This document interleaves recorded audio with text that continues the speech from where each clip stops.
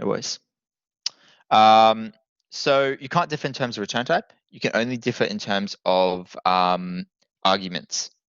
And right, that's overloading. I'm sorry for saying it was overriding. I just read this as overloading. Overriding is exactly what we have here, right? As per the annotation. Anyway, we'll just keep going. So the next thing I care about is the static function here. I just kind of want to roughly cover what this is. So we have a static function returns a new shape, which is always red, right? Get red shape. We can't override this static function, right? Because the static function is in terms of the type, it's not in terms of the instance. So what this means is that we can't just go here and go, okay, no, when you say get return red shape, I actually mean for you to, I'm just gonna copy the function.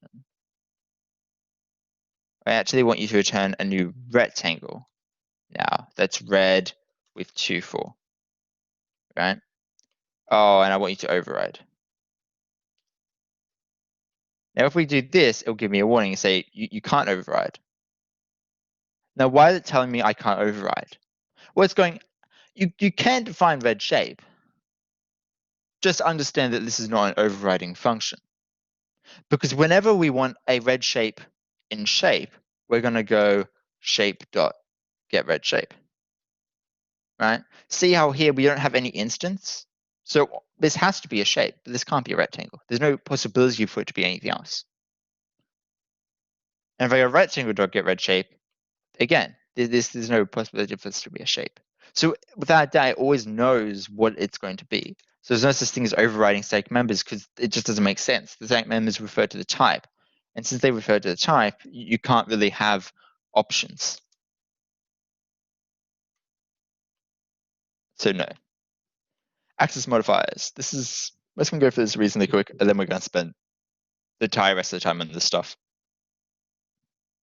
Okay. So I've done the two easy ones, right? If you don't know this is a pretty good one to remember. This is slightly different from the one they give you in lectures because this one has slightly more categories. There's one more. It doesn't really matter. You can use either one. I just felt this one was slightly better because it's got more information. So we have public here, which is yes to everything. And then we have private here, which is no to everything except for the same class, right? That one's pretty easy. I wouldn't call it directory, but I'm sure if you did, people understood what you meant. I would say call it package. Because when we're talking about package, we're talking about this thing here. Yes, you're right. It is in terms of the directory, but you could technically have different packages inside the same directory. And while it would be not great, it probably would still compile. It would give you a warning here, but you probably could still compile through like some optional sign. I may be wrong there, but I'd probably say call it package over directory. But if you do call it directory, people will get what you're meaning. Anyway, and so I'll fill in the easy ones here, and then we can ask people for the more complicated ones. Yeah, it does. It refers to the directory example, as you can see here, right? Yeah. But it does, so it's okay. But sometimes, for example, like here, this is access.test. So yeah, that's a directory test, but the path is access/test, right? It's still fine. And then we want to talk about the hard cases for this. I'm just going to do the ones that are hopefully pretty obvious. And then we can talk about the other ones just because we don't have that much time. So it's not waste too much. These ones are the ones that are slightly more tricky. Anyway, so you can see here that obviously you can probably presume that if I'm a protected object, right, and I'm accessing any class in any other package, I probably can't access it, right? Because protected, it kind of makes sense, right? It's protected. And for package, obviously it means just the same package, right? That's why it's called package, right? So it's just the same package you can access it in. So these two are hopefully, right? This is hopefully not too crazy. It's just meaning, hey, you can only access it in the current package. But these three are where people sometimes get tripped up. Mainly the first one and the second one, right? Third one.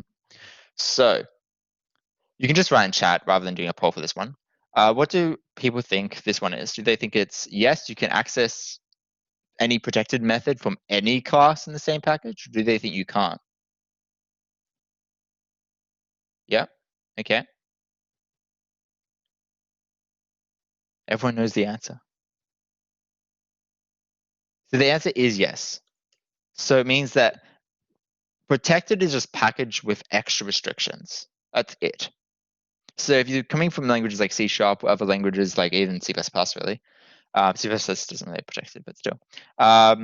What you'll often find with stuff like, maybe it does, I don't remember. Anyway, you often find that protected means something different, right? So often protected means that you can only access this from child classes. You can't access it from anywhere else.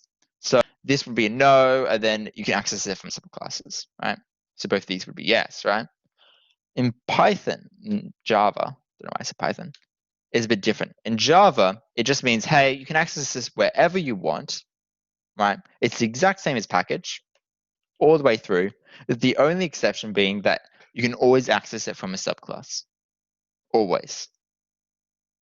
So even if that subclass is in a completely different package halfway across the world, you can still access it because it's protected.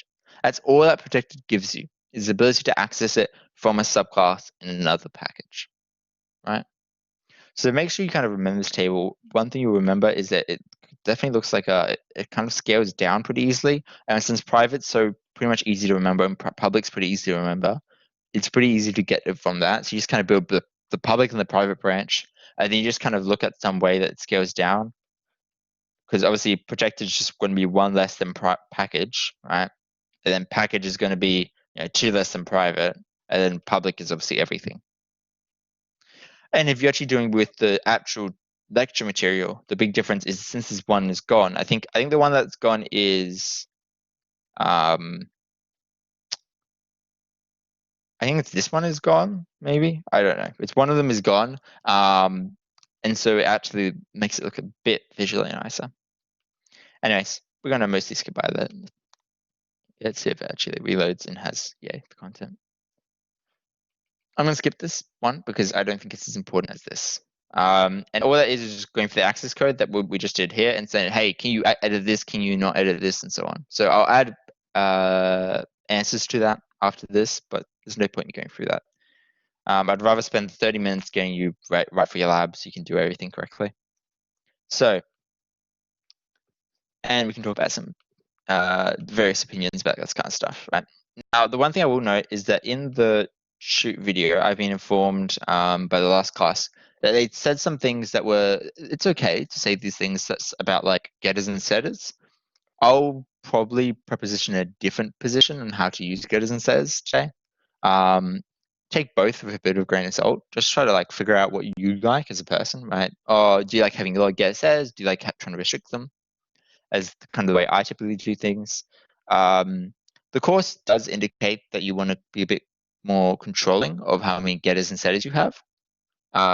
But you just gotta be a bit careful because sometimes, especially in companies like Atlassian and stuff like that, who use a lot of Java, a big thing for them is you want to have consistent style, you want to have consistent stuff like that. But when you're really running big Java code, the whole point of having object-oriented programming is to restrict access, is to encapsulate, right? It's to hide things. And so if all you do is make everything private, then add public and getters and setters, you're just kind of doing the exact opposite of what you set out to achieve, which means that you're not actually gaining anything. You're not actually getting any benefits from object-oriented programming. So it means that you end up with this kind of weird conflict. Anyway, so we're going to create an employee class. We're just going to grab all this stuff here, right? It's just got name and salary. That's easy to do. Right? The name is just going to be a string. The salary is going to be a string. And it, and I say a string. You could also make a string, I guess. And there's our two properties, right? And we're going to make these private because we want to be encapsulating. We don't want people to access these things if they don't have to. And then what we probably also want to do is try to get some way to get these properties out. Now, getters almost always make sense. I think adding getters is honestly fine in my opinion. I think there's very few cases where you don't really want more getters. The exception would be if you have something that's like really specific to your class. So, for example, if you have something here called like an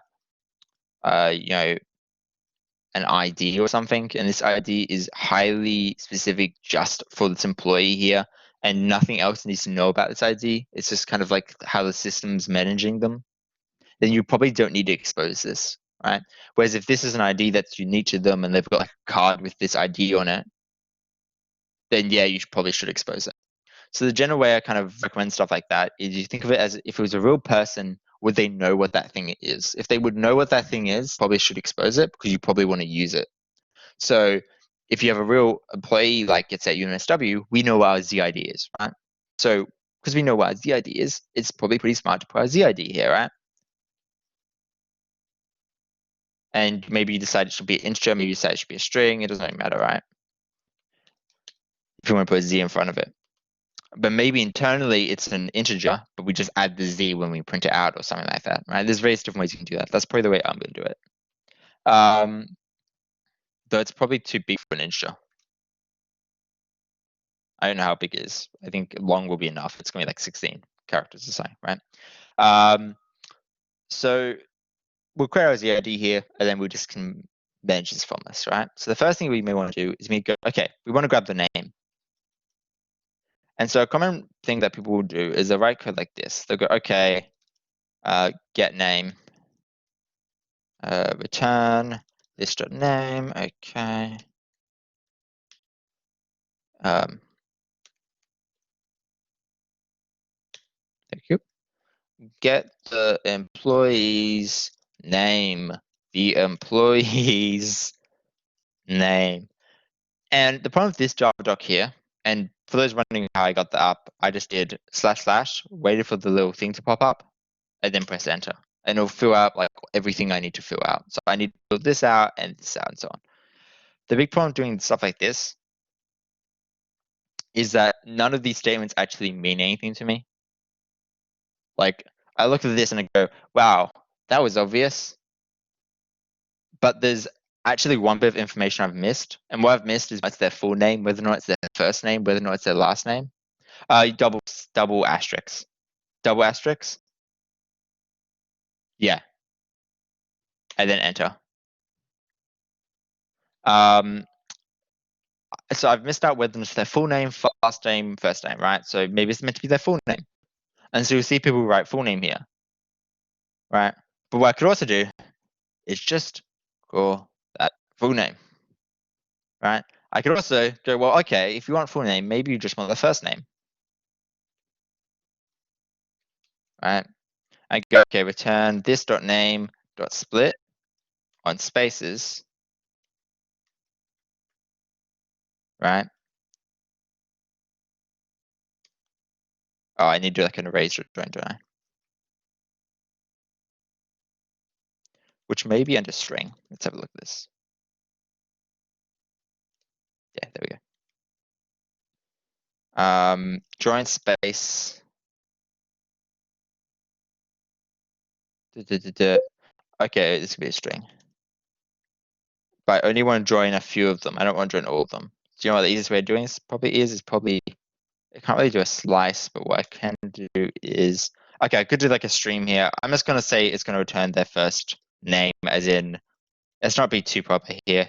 There's better ways you could do this. For example, we have some people here are pretty similar. Some people here have multiple first names that kind of count as their first name. And so splitting it just the first space is wrong. You know, you just get like a pretty typical kind of like Western name. You wouldn't get like more of the Eastern kind of names. So, but it's fine. This is fine for this example. There's better ways to do this splitting and so on. The problem is that sometimes it's kind of hard to define it. Typically, the way that you see it sometimes is that people go everything but the last space.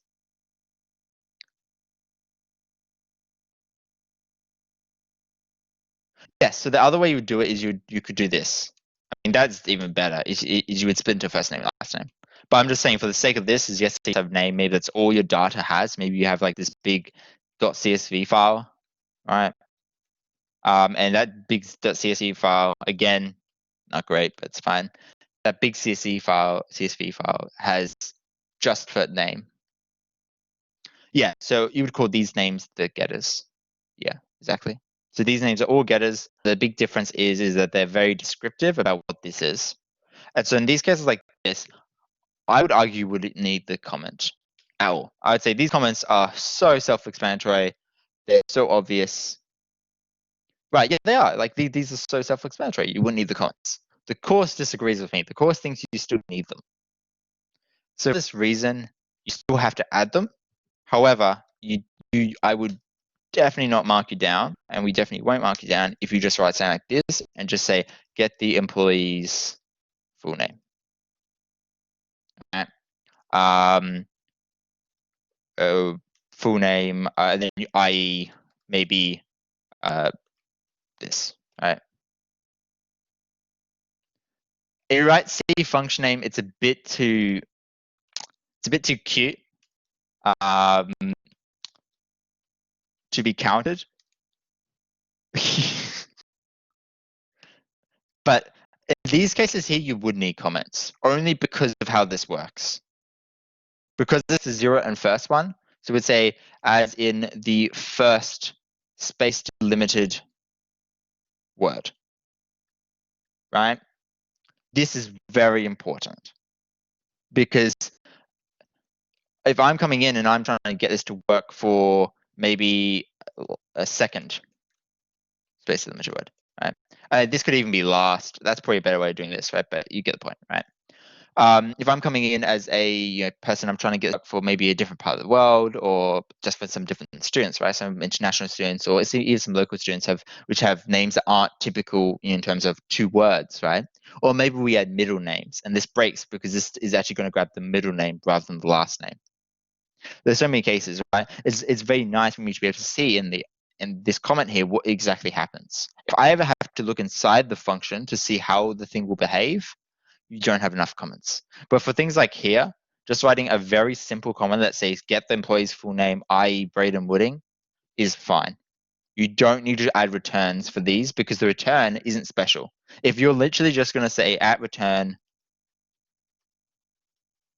string containing the full name, that's useless, right? I think at returns are often very useless. The only case that really matters is if you have like a Boolean value and it sometimes returns true, sometimes returns false, or if you have an integer that will depend. Maybe it's sometimes negative, maybe it's sometimes positive, maybe it's sometimes zero.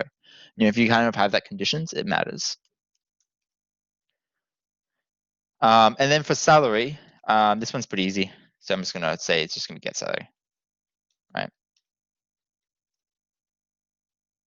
Right, and we go, okay, maybe later on we also need a string version, which is like readable salary, which we go return. Yeah, maybe this really probably could be a double. Let's say actually, yes, maybe it's a double rather than an integer.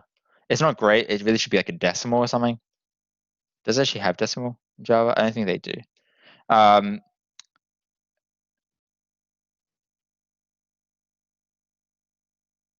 Everything should be private unless it needs to be public.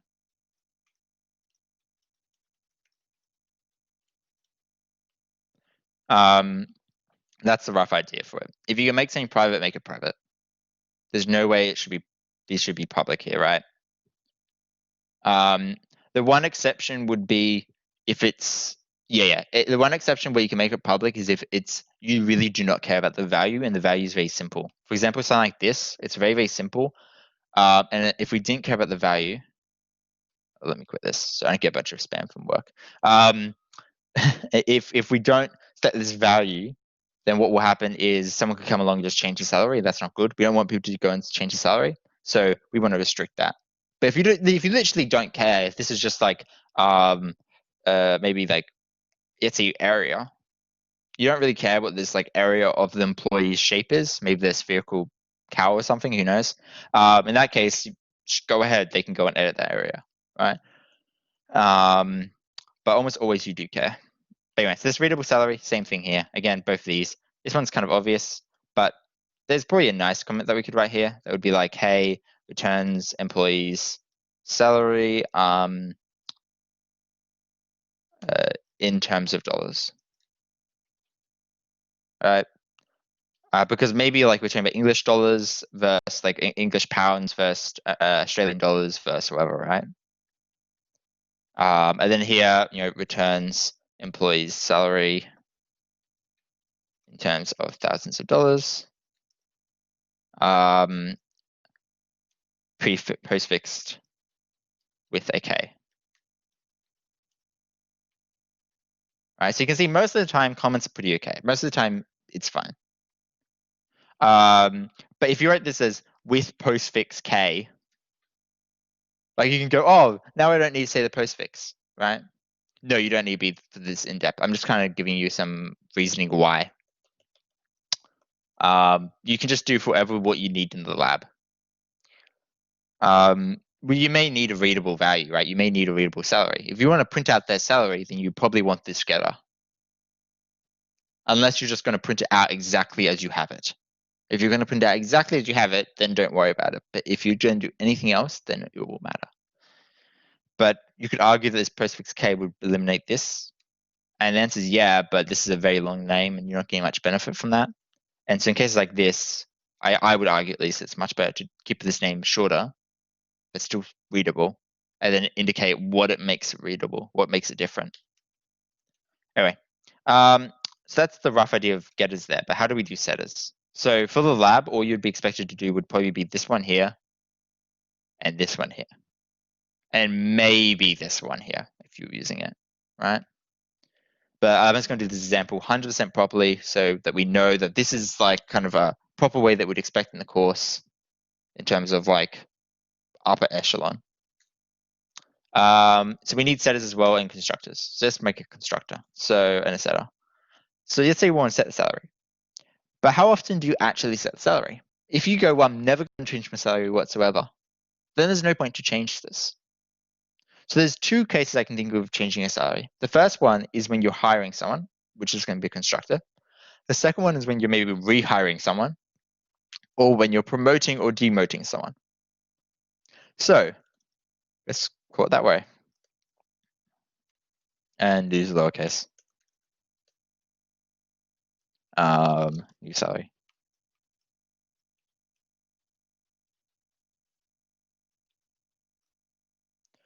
Right?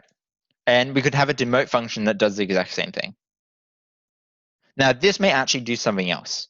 Like you may actually want to store a history of all their promotions and demotions later on, right? And so the benefit of having this, that now it becomes really easy to do that. Now, what I would personally do is I would probably just say change employee details, have a double for the salary, and then also pass in the name. Right? The benefit here is I go, well, I don't really need any of these features yet. If I go and I need these new features, then I'll go and I'll remove this function, I'll split it into two, and then it'll give me a bunch of places I need to change, and I'll go and change those places, right? But right now, I don't need this, and right now I can't think of a case where I do need this. There's no way I'm going to store the history in a reasonable time frame. And if I do store the history, I'm going to have to go back and add the history for everyone anyway. No, you don't. You can be very specific. I'm just trying to give example overall. For your assignments, though, this would be something that we'd be looking for. I don't care about those two things. Update employee details. And then actually in this case, I do care about the param. If this is null, it won't change the name. We say update.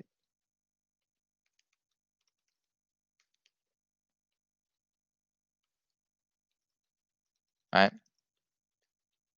I wish I knew. He told us all last week, but I've heard no such thing.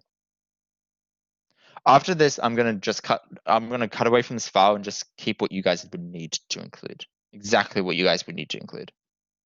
I'm gonna remove the ID, right? For the lab. I just kind of want to do an overview so you get kind of roughly what you're meant to be doing. And then once we do that, we can cut away and just look at exactly what you guys need to be doing.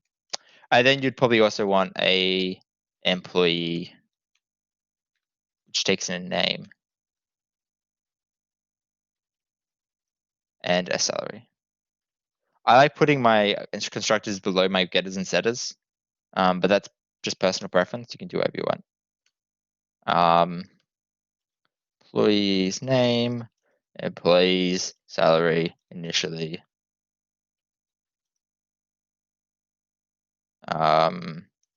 In terms of dollars.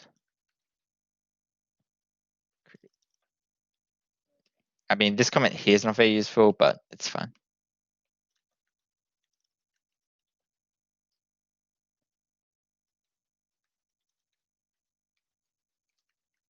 Okay, so that's all I would probably have to do. For your lab though, let me grab this file and I'll create a new file called employee lab.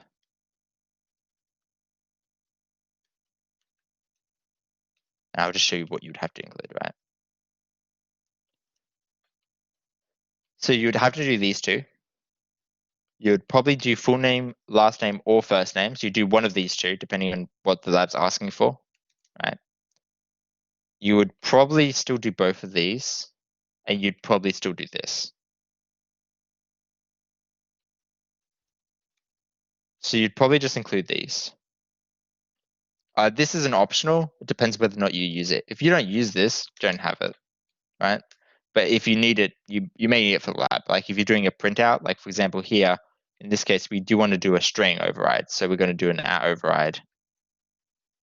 We're going to do like public string to string. All right.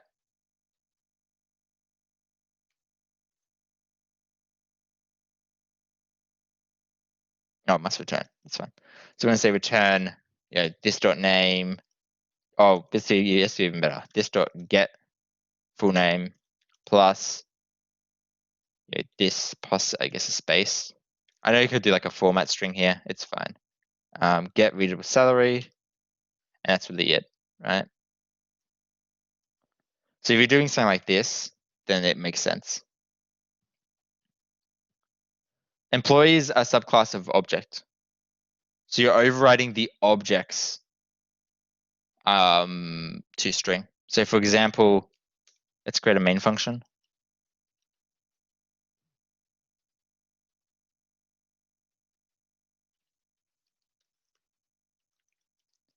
Right. And then let's create a new employee. Bob, you have a $22,000 salary. Right. And then what we can do is we can go, okay, E got to string, right? That will work if we go print out or something, right? But then we could also cast this to an object. And we can also go O.toString. So every single class in Java always inherits from object. See, every class has object as a superclass. The exception being primitives. So like your lowercase int, your lowercase double, all that stuff, they don't have this, but every other class does. So the toString method is an object. So if I actually go and have a look at object, most of this I don't care about, most of this I don't care about. But here, get class. This tells you the class. This tells you the hash code. That's not really needed, but that's sometimes useful.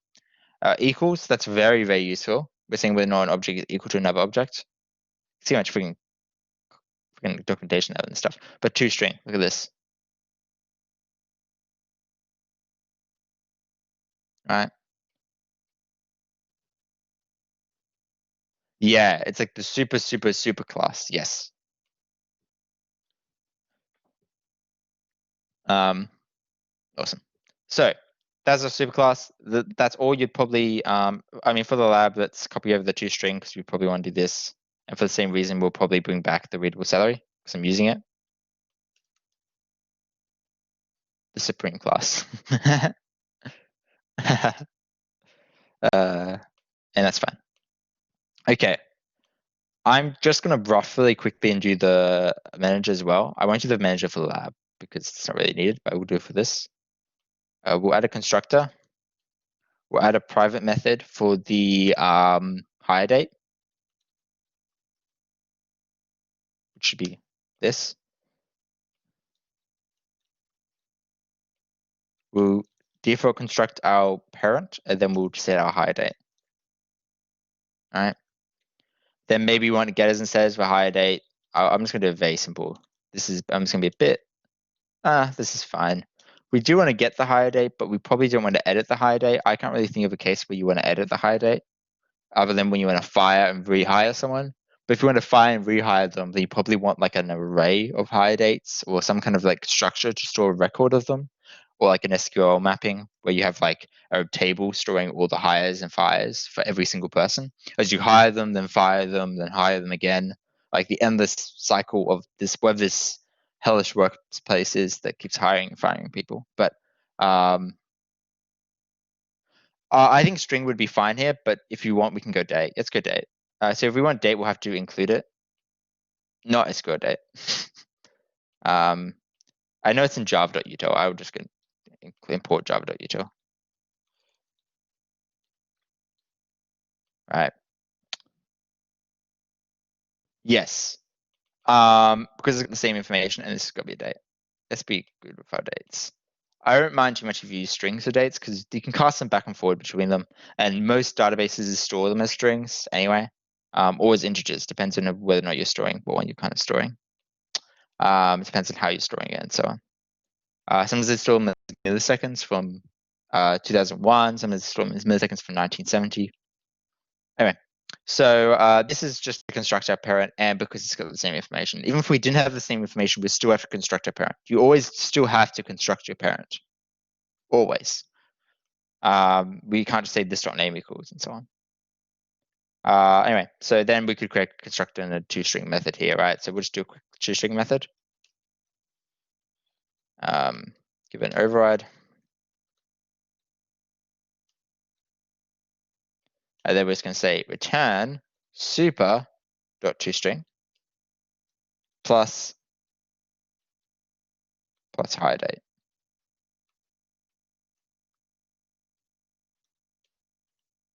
So notice how I'm not reconstructing it. I'm just using the fact that my employee can print out its version, and I'm just adding my version on top. My version on top. Right? Okay. And again, you need comments for these. I'm just going to skip the comments for here. I would highly recommend against putting comments on toString because toString should be very simple, and you're overriding it, which means the comments should exist in the parent. As you can see here, right? Rather than existing in the child. Unless the child is doing something very, very weird. Okay, I'm gonna do one more thing, and this is important for the lab, which is look at equals, because everyone does equals wrong, as in including me, until I finally figured out how to do it. Because I don't think it's particularly told very well. It's kind of told generically, but not specifically. So you have to do our equals method. So we want to just basically have a Boolean value that says equals, right? That's roughly what we want to do here. And we want to override the parent one. And there's two mistakes that people do. The first mistake that people do is they do something like this. This is wrong.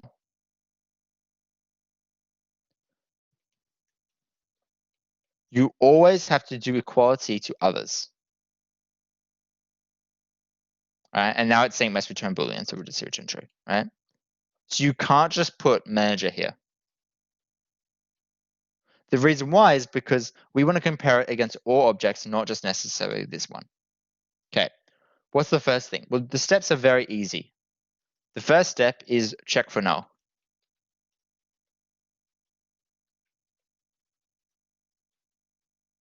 Second step, quick comparison.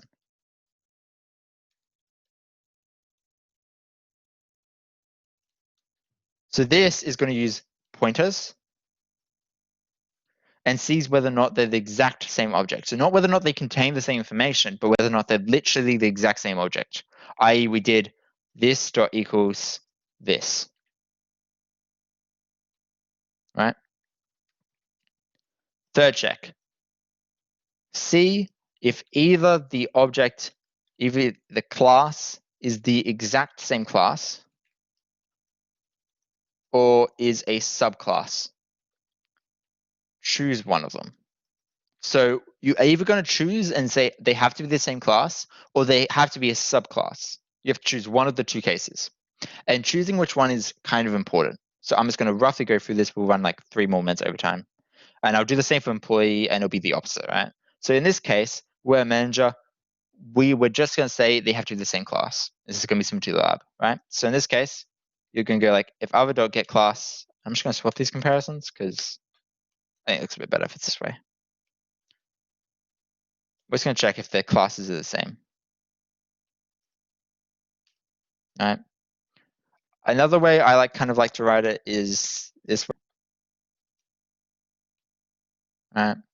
Just to make it very clear when you're reading the line that we're talking about managers, but it's completely up to you. Obviously, if you get that wrong, though, that kind of sucks. So this way is a bit better if you copy and paste and code a lot. So if the classes are the same, that's good. So typically, though, I like writing this as not equals. So I can return false. Okay. So in this case, this is going to be the classes have to be the exact same. Next, cast. All right. So we're just going to go manager m equals manager other. Okay. And this cast is safe because the classes match. Finally, profit and finally, you want to actually do the comparisons. So how do we do the comparisons? We're just going to say return this dot hire date dot equals m dot hire date, right? And do our parents match?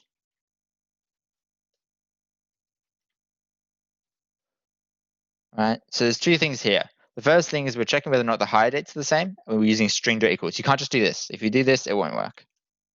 The reason why is because that will check the pointers of the strings, not the string content. The other thing is that we're checking whether or not the classes match, right? In terms of does my parent match my child? Okay. You always do super equals if you have a parent class,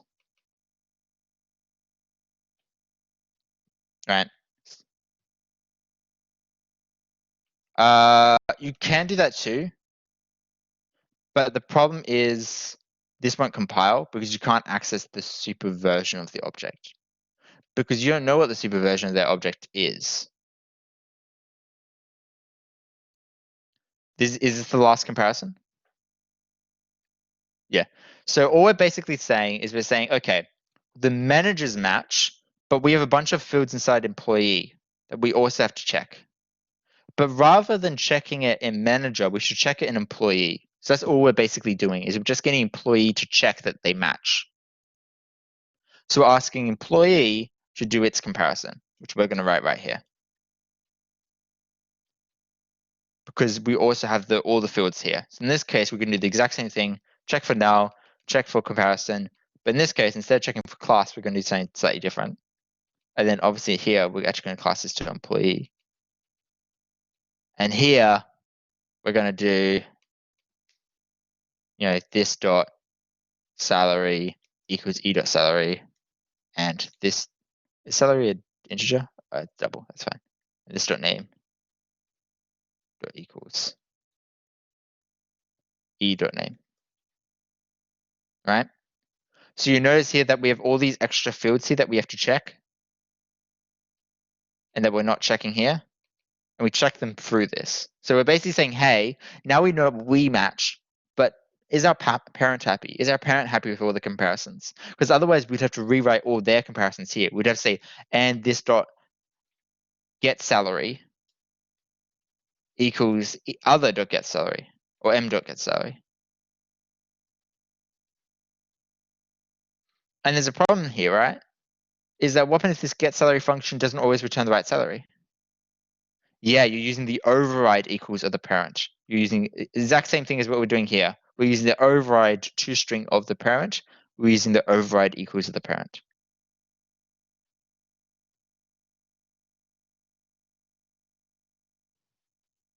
No, because in this case, we're checking that the hire dates are the same.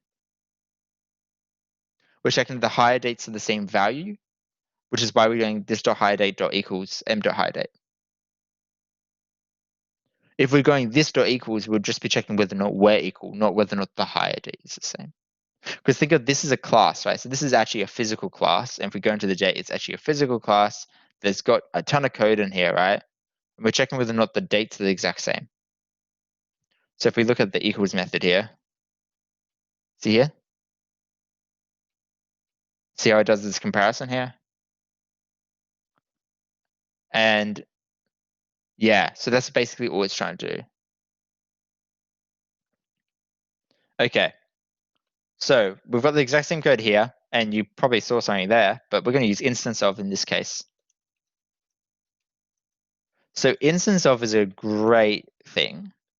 And what basically allows you to say is go, okay, I don't really care if the class is the same. I just want them to be similar. I just want it so that other inherits from employee or other is employee. So it just has to have employees somewhere. Like here, that's okay. Or it could even be an instance of employee. It just has to be some kind of employee.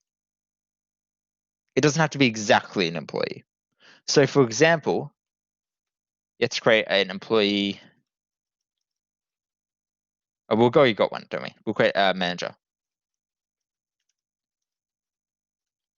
I don't know. I'll grab a random name from the chat. Sasha, that's the first one I saw. I'll change this one to another one right now. Jeremy. Okay. I need to give it one more string, don't I? I always do that. I don't know why that's the first option.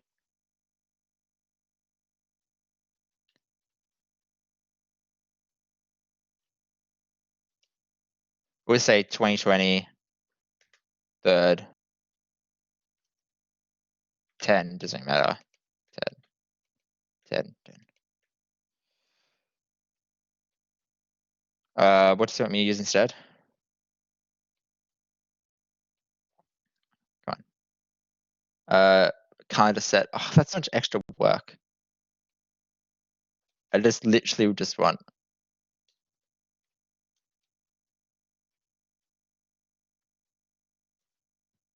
Try local date. I will try local date.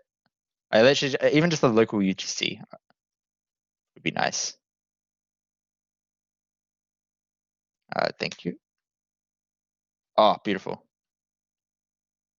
And can I convert this to a date pretty easily, or do I have to go and I probably have to go and change these to dates? I'm happy to change this to a local date. Yeah, no, I'll just do local date now. That's fine. I'll just change the constructors to take local dates. Yeah, I agree. I don't like things that don't use Java's date type was always really annoying to me because you have to use this calendar method to get anything done. So the fact that it's local date is nice, which is just going to there's probably also a local date offset or something. Yeah, and local date is just without a time zone. It's probably also one with a time zone. Anyway, so I thought this constructor was fine. Oh, apparently we do not. Oh, it's okay. The high date's the last one. That makes sense. Anyway, so we have this manager here, and then we also want to do comparisons between them. So we can do things like e equals m and m equals n, the other way around, right? And I'll stop here just because over time. But these two comparisons are different. So we're checking whether or not the employee equals the manager, and here we're checking whether the manager equals the employee. So this one would expect to succeed, would we? Or would we not? And then this one would we expect to succeed or not? So these two are both kind of like, oh, what one do we want to exceed and which one we don't, right? So in this case, we're checking whether or not this Sasha here equals this. And obviously it won't, right? But let's say we set them both to have the same value. When we're checking whether or not this employee equals this manager, we're actually okay because these are the same people, right? For all intents and purposes, they are. The only difference is that this one has an extra field. And for employee, it's okay with that. So this will be true.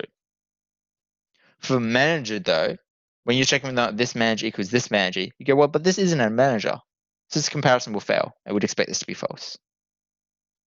And that's kind of important, is that sometimes just because it obeys this, it may not obey this, right? Which is kind of really annoying, right? And that's one of the things that equals says to try to avoid, right? So if you actually go into equals, it will say something called symmetric. If x and y, if x or y equals true, then if and only if y equals x equals true, right? So it should be symmetric. right? So that's what this is trying to say here, is it really should be both ways. So we would expect both these to be true. So we have to make a decision. And the decision is either we go, okay, we're happy with this being any class, as long as this class is an instance of employee, right? Or we'd have to go here and say this has to be an employee. It can't be anything else. We'd have to choose one of those two things for it to be a proper equals method and for you to get full marks. So make sure that whenever you're defining things like this, that you check these cases here, because if any time you have these cases like this where these don't match up, you lose marks in final exams. It has to be reflexive. It has to be both ways of the coin. Does that make sense? So in your lab, when you're testing and stuff, just make sure it's both ways. It doesn't really matter what both ways it is, because I would argue that both of these is kind of a bit questionable. And I believe typically the course recommends that these are both false. They could be both true, but that's what I would do if I was writing this. But you'd have to go per the question. The question may state that this hire date is important enough that it can't be the same. So for example, if inside the manager, we also had a unique ID, right? And this unique ID was part of the comparison, then this isn't necessarily should be true anymore, because they may have different unique IDs. We just can't see this person's unique ID. This could be a different Sasha, right? And so in cases like that, you would argue that no, you can't say they shouldn't be both to be true. But I'm happy. I'm happy if you both make them true. To obviously both make them true, you just basically have to go here and go, well, okay. You'd have to. It's a bit more complicated. You couldn't just say, also this is slightly wrong. This should be this, right? We want to check it's not an instance. Return false, right? Obviously, I presume most people presume that was what it was going to. And same thing here, probably, right? But obviously here we can't just say this, right? Because what will happen is when we cast it to manager, this may fail. So instead, what we probably should do is we probably should break this into two cases. The cases where it is the manager, the case where it is the employee. If it's just the employee, we could just say, okay, it's okay, we're okay with this. But when you get into these really complicated things like this, it may become better just to do stuff like this. We just do comparison checks with class. And then you just do a comparison check here. Anyway, hope that makes sense. Other than that, I can't think of anything else. That's basically it. And this is one of the reasons why equals methods can be a bit of a pain and aren't particularly great. But they're not too bad, and they're really, really useful for most generic cases. This can be a bit annoying when you have really complicated objects, and the tree relations between them are annoying. But yeah, you can choose whichever one you want, whether or not you want them to both be true or both be false or both be whatever, right? Just make sure they're consistent. There's if you right click on this and press go to definition, or maybe type definition, probably because it overrides. Oh, there we go. Go to superimplementation. Maybe. All right, I'm just going to read the comment again. The comment here was fine. Oh, no, I won't give you the comment. No. Anyway, you saw the comment. There's a bunch of things, right? It's got to be the equivalence relation, right? So reflexive, it's got to be identitive, i.e. it's going to be mapped to itself, like x equals x should be true. It should be, I don't remember the word for it, but it should be that one where it kind of extends. You know, if A equals B and B equals C, then A should equal C, and so on. So it should be all those properties. For some reason, say not to load them. Anyway, that's basically the cheat. It's down here. Here it is.